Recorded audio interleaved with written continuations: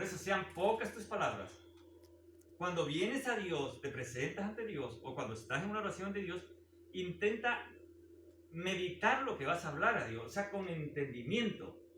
No sea que nosotros, señores, que yo esto que te doy la vida y que a mí venga lo que sea y que yo, bueno, hay gente que a veces zapateamos duro acá en el altar o decimos ya, señores, que... y nos emocionamos.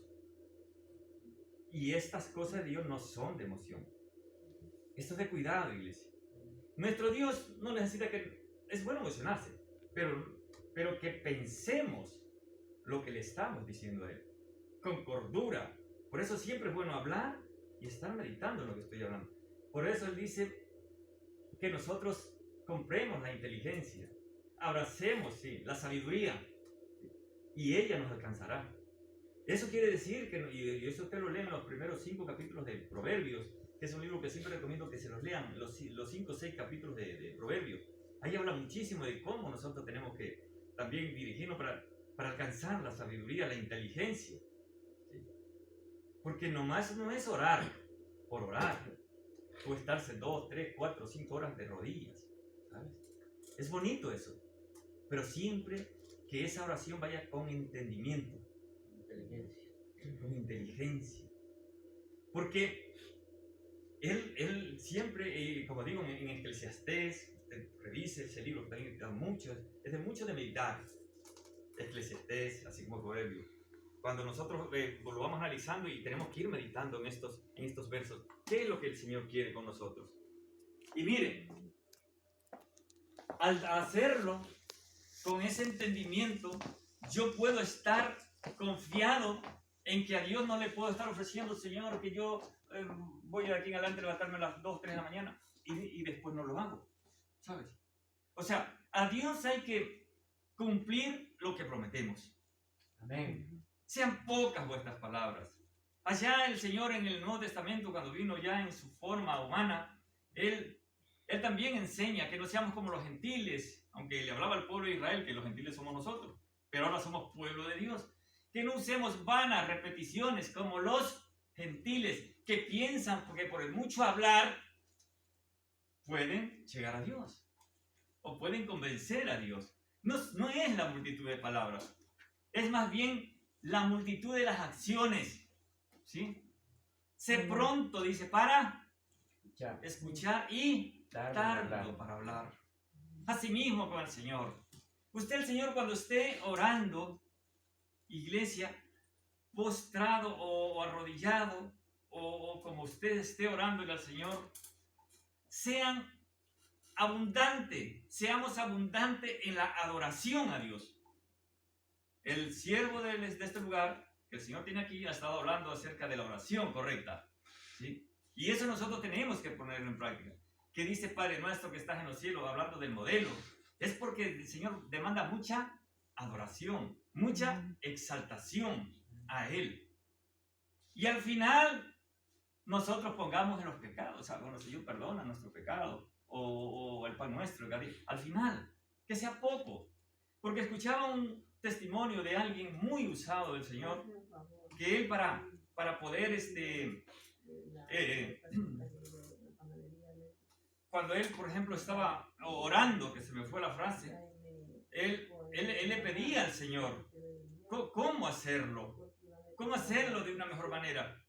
Porque si empezaba un ayuno y empezabas desde la mañana hasta las 12, 1, 2 de la tarde, como arrepintiéndose, Señor, perdóname porque no evangelicé, perdóname por esto, perdóname por aquello. Y entonces, a la tarde, le daba ya gracias al Señor y dice que él no se sentía cómodo.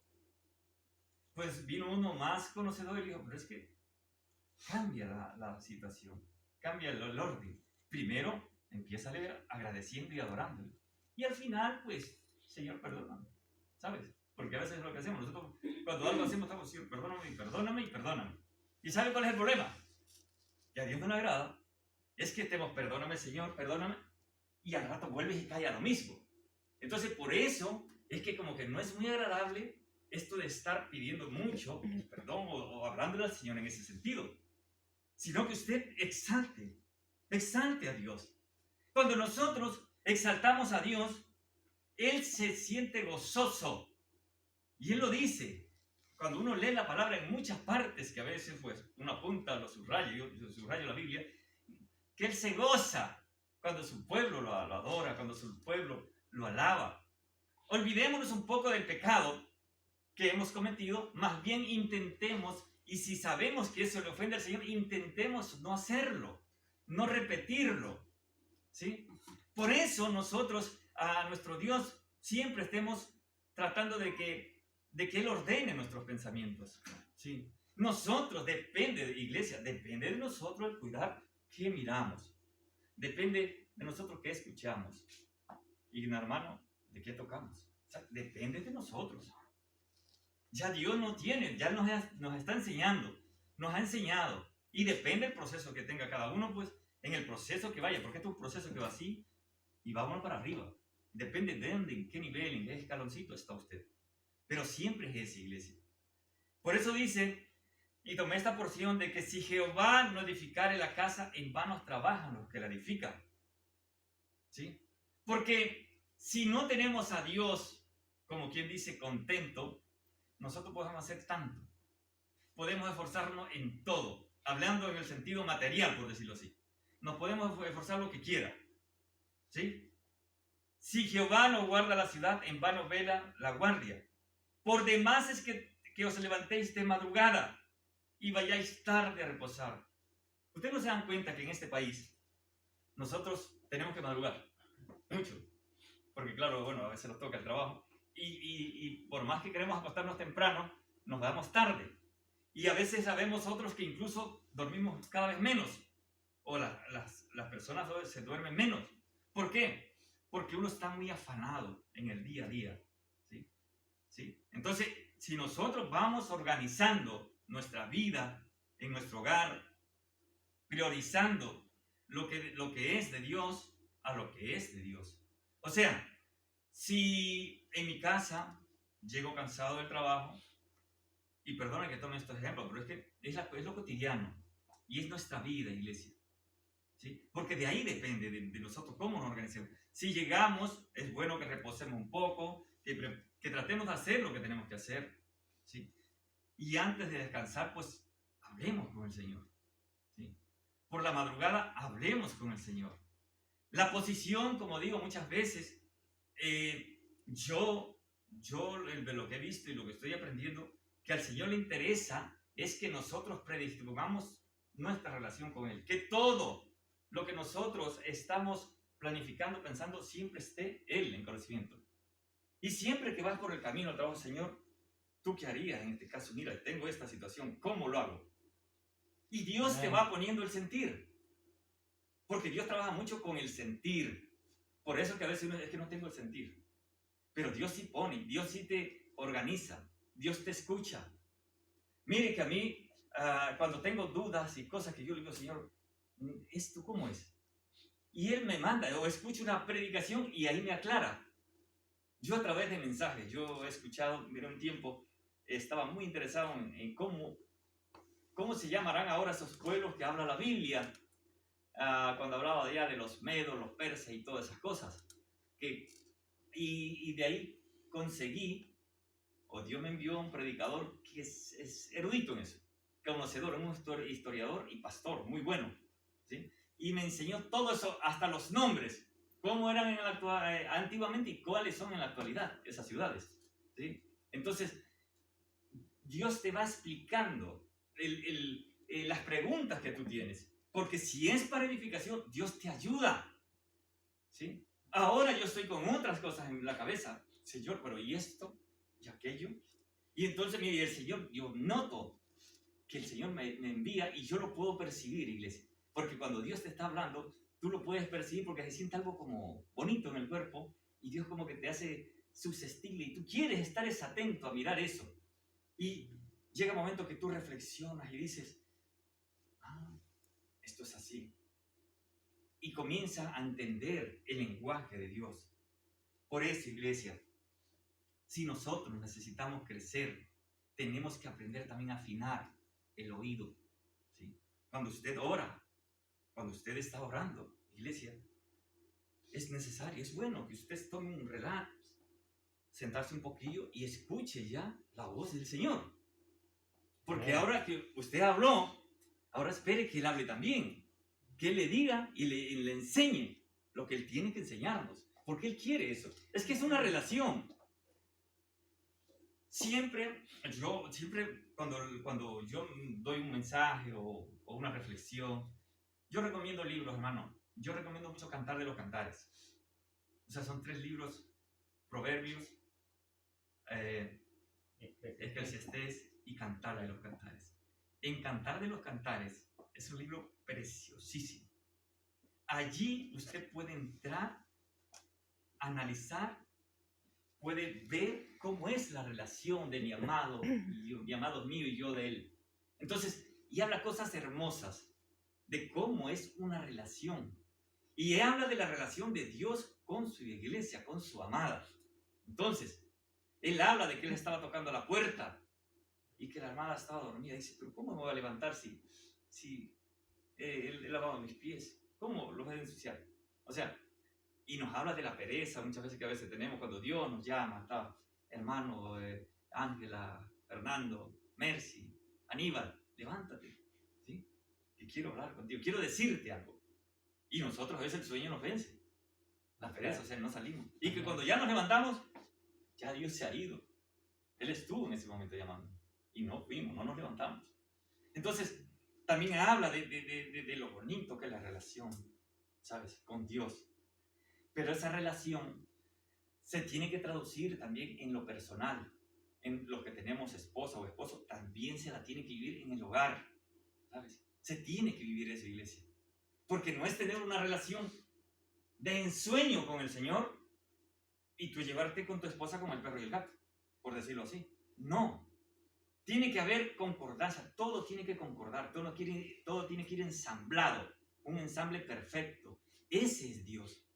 Y cuando Dios está en tu casa, en tu hogar, por eso hay paz, hay tranquilidad. Por eso dice que si Jehová no edificare la casa, en vano trabajan los que la edifican. ¿Quién está edificando la casa?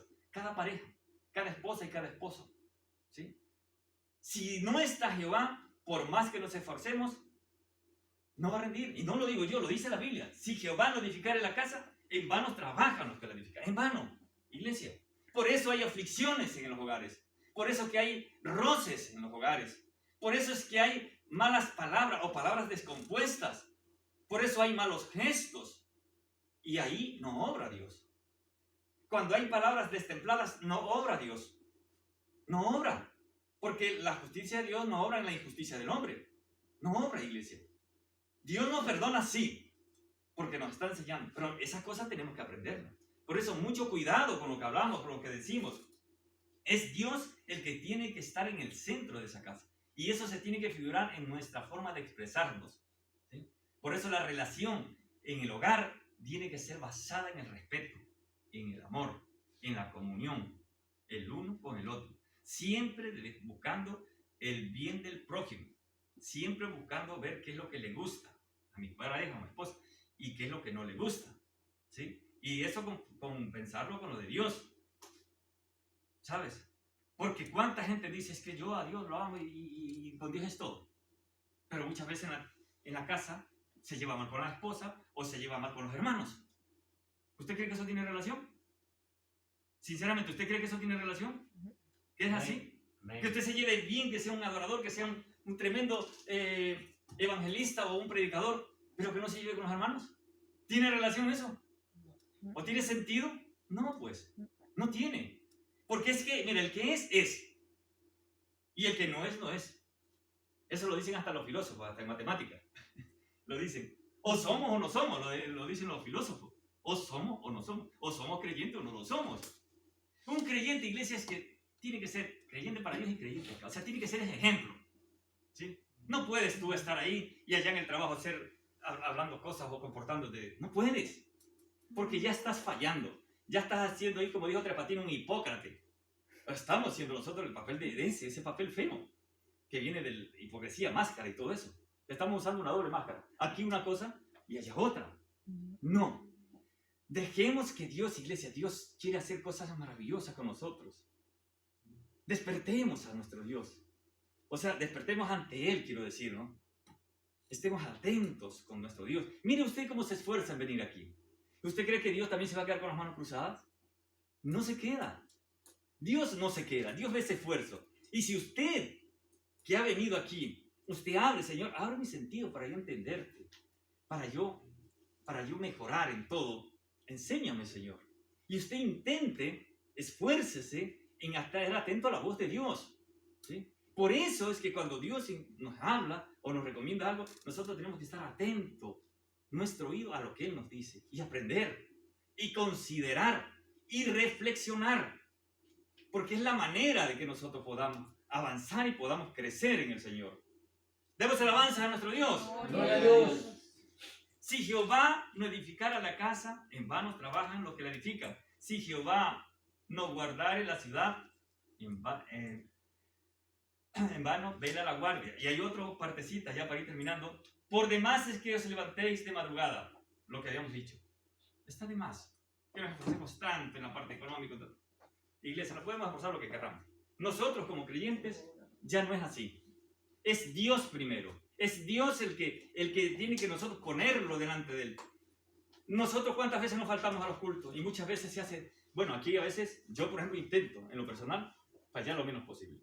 Pero digo una cosa. En lo posible, iglesia, nosotros vengamos a los cultos. Estemos atentos con nuestra oración ante Él. ¿Sabes? Van llegando los hermanos y vamos a ir terminando, iglesia. Vamos a estar en pie. Vamos a estar en pie.